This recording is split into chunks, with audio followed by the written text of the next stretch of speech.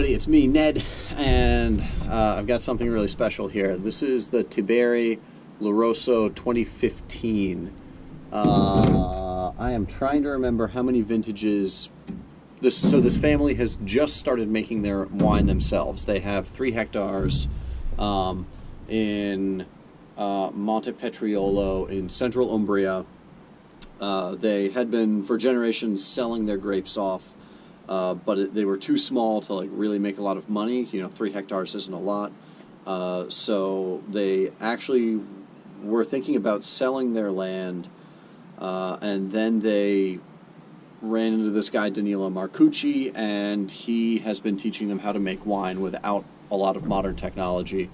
That matters because modern technology, intense pneumatic presses and de-stemming machines and stuff like that are really expensive. So they had always been told that they were too small to be able to afford the equipment that you would need to make wine. Therefore, they just had to sell their grapes off, and they had no other option. I don't know if this is I think the 3rd vintage that they had made on their own, 2015. So anyway. This is Gamay del Trasimeno, which is a local version of Grenache, Canaiolo, and Ciliegiolo grapes. 2015 was a really hot, dry, drought year. There's a better picture of the label.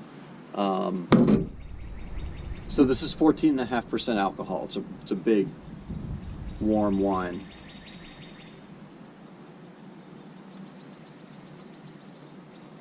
You get cherry fruit. It's not really bright, fresh, vivid fruit. It's a little bit more sunny, dried fruit. But I also smell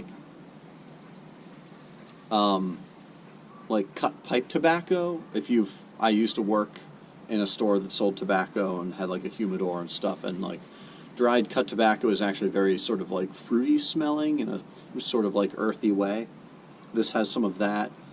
It has interesting sort of sweet baking spices to it. A little bit of turmeric and things like that. Cumin, curry, those slightly sweet, spicy sort of baking spices.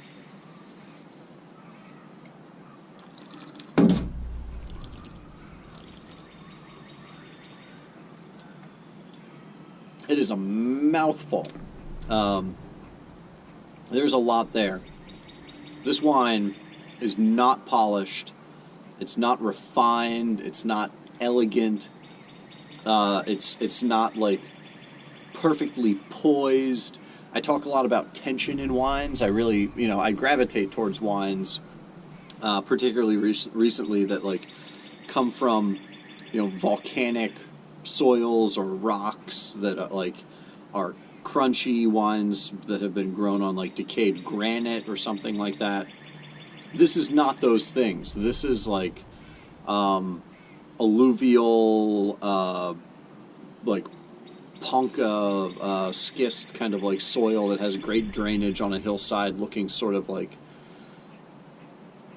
southwest, I want to say it is. It's westish, the way that they face, so they get a lot of sun. This is rustic, rich, juicy. There's not a ton of subtlety and finesse here, but the wine is brilliant to me in how much it just tastes like the place, how rich it is and alive. How it just fills your palate.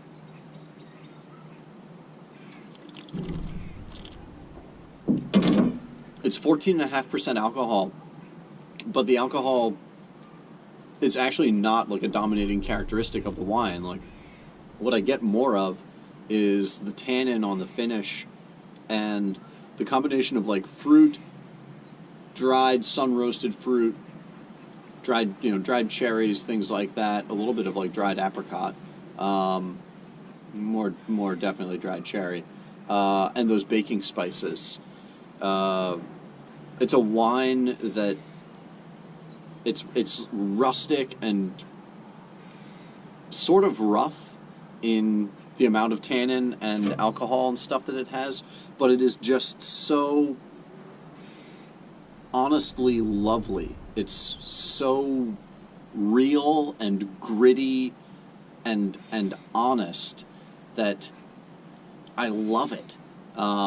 Yeah, I'm biased because I like have run back and forth all across this part of Umbria, and like I've run on all these like weird little back roads through the hills and just breathed the air and smelled everything. And this wine, more than any of the other wines that I've tasted in my times through Umbria, this wine, the Tiberi Rosso, like really smells and tastes like all those smells and tastes of the soil and the air and the plants and stuff that are here in Umbria.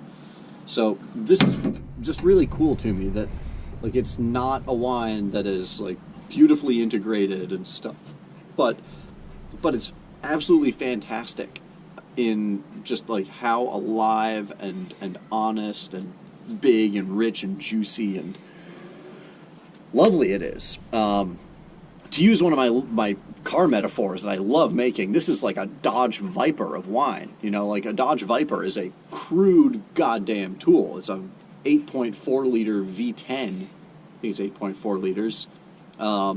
With, I don't think any of the generations had any like traction control or aids or anything like that. I don't know if the last one even had ABS. The first one certainly didn't. The first generation of the Dodge Viper didn't even come with windows. You had to buy them separately and then put them in yourself or take them out. They didn't roll up or roll down or anything, you know. But it was an amazing car because it was so visceral and honest and authentic. And that's what this wine is. This wine is like the Dodge Viper of Umbrian wines. It may not be for everybody, but it is a like emotional, visceral, real, honest thing. The experience of this is fantastic. They're on to newer vintages.